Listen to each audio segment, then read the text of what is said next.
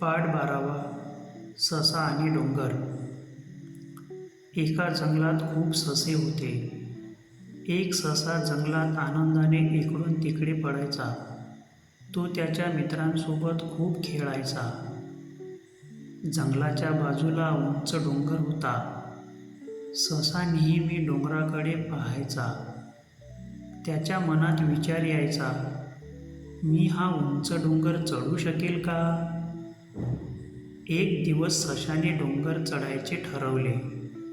त्याने डोंगर चढायला सुरुवात केली.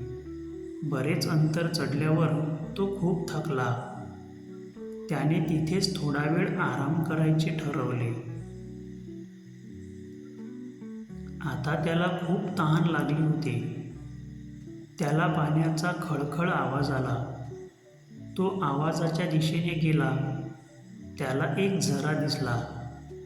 त्याने भरपूर पाणी प्यायले. पुढे सशाने काय बरे केले असेल? शेवटी ससा डोंगराच्या माथ्यावर पोहोचला. त्याला डोंगरावरून जंगल खूप सुंदर दिसू लागले.